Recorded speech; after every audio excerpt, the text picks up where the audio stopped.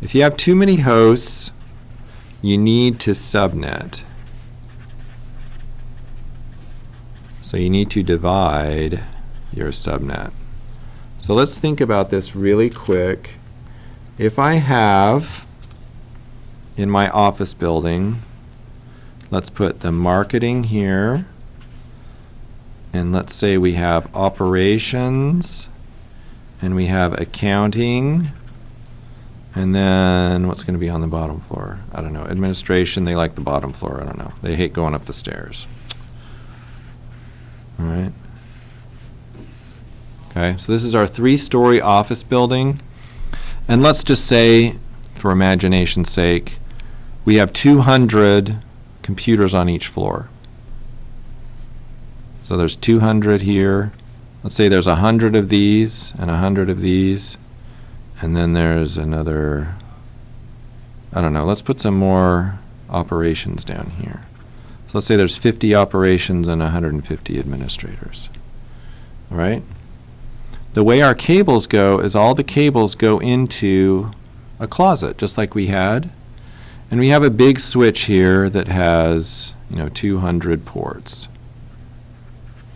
There's another big switch here, 200 ports. And we got another switch here with 200 ports. Oops, 200. And then they all link somewhere. We probably have another switch down here that's our core. All right, and this is really cool. Okay? So in our initial setup, we have a server for marketing. We have a server for operations. We have a server for accounting. And then we have a server for admin. Okay? So that's our core, right?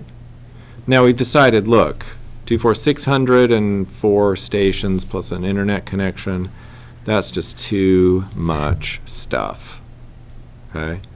We're getting all these broadcasts, it's interfering with our network performance. We need to divide these networks up, and we're going to divide them up by who's on the network. Okay? So option number 1, we're going to have separate equipment. Okay? So I got the marketing floor. I'm going to have the marketing switch. Okay? Only marketing people connect to that switch.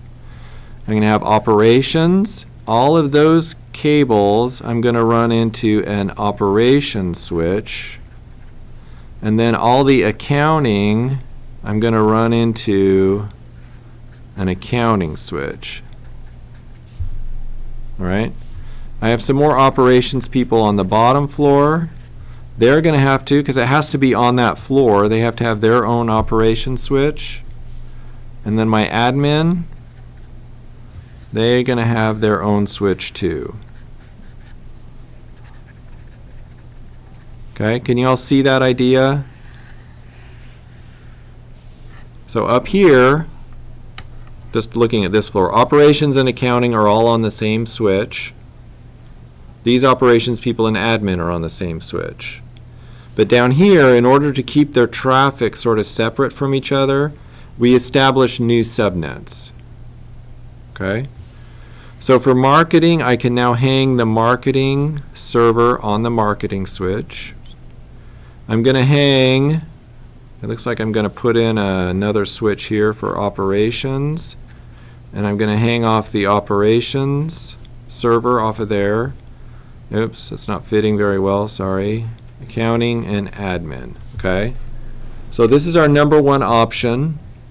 To separate people's traffic is we can put in separate switching equipment, right?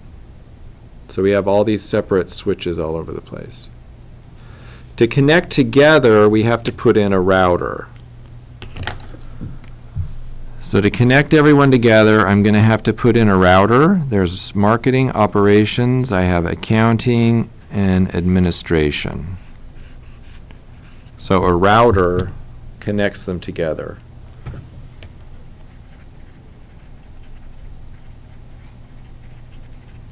We all cool here with this idea, right? We had subnets. Before, everyone was on the same subnet. that there was too much broadcasting. So I divide up the network by different kinds of traffic, and then I connect the subnets together with a router. If you don't use this router, by the way, these aren't going to be able to talk to each other. They're on completely separate networks. You guys see that okay? All right, nobody does that. What people do is what's called a VLAN, virtual LAN, or VLAN.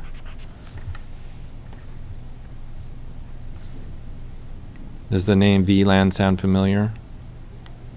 Where did you just hear VLAN?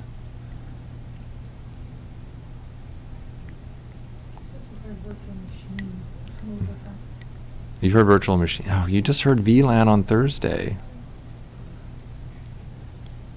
At the ISPMP meeting, they had a presenter talking about network certification. Who was there? You guys need to go to these things. So the guy's doing certification, and he was like, hey, here's something in certification that's important. They will tell you something about a VLAN. Has anyone ever heard of a VLAN? Do you remember who raised their hand? Nobody. You weren't even there. Okay. No one raised their hands. And I know there were students. Oh, it's okay. If you missed the presentation, you can look at this. And then you'll see VLAN in there as if it's some big deal. And at the time, everyone acted like, I don't know what you're talking about. But there was probably a third of the people in there had just had me last semester. And this is what VLAN is. And now we're going to talk about it. Okay, so virtual LAN or a VLAN. The way that works is on the switch. I'm just going to draw the switch now. And this would be this 200 port switch here. What we do is we go in and we mark each port. So I'm going to make all of these black because these are all marketing. Okay? So black equals marketing. I'm going to I still have my normal link down to my core switch. Okay? So on the core switch, that's a black dot because it's marketing. I also have a black dot for the marketing server. Okay? On the next floor, there's another 200 ports, right? 150 of them are operations. Those are going to be green. 100. And another 100 of them are accounting, and those are orange. All right? I still have a normal uplink, okay? This is fiber. There's nothing special here. By the way, that doesn't have to be black. I've led you wrong. These are just normal uplink. Okay? The switches connect together and they just know each other magically. All right? So we put here there's our purple link, which is, what are we on here? Accounting. And then I had a green server, which is going to be, what was this? Operations. All right? I have another 200 port server. What am I going to use for admin? I will make admin black. So here's my admin people. They were most of this floor. Okay? And then operations is green. Okay? This again is a normal trunk line. There's nothing special here. Okay? And then I have my admin server. This is marketing. This is admin. Okay?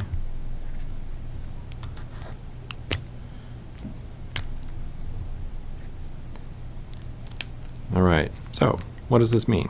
In a VLAN, each port on a switch has a VLAN ID.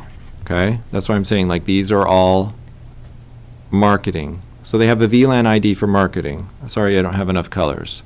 So this is VLAN number 1. Operations is VLAN number 2. Accounting is VLAN number 3. Admin is VLAN number 4. Operation again is VLAN number 2. I identify the servers of what VLAN there are. And so the traffic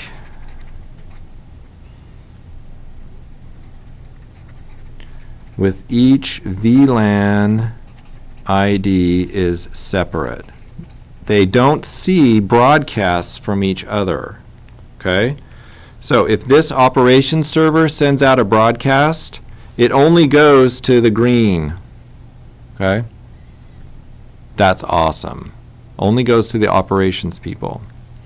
Now we still need a router, okay? So the router has to have a green port. What are we on? This is VLAN 1, VLAN 2, VLAN, that's VLAN 4, and here's VLAN 3. And the router needs to connect them all together still. Put router here. So they need to connect all 4 of the VLANs, okay?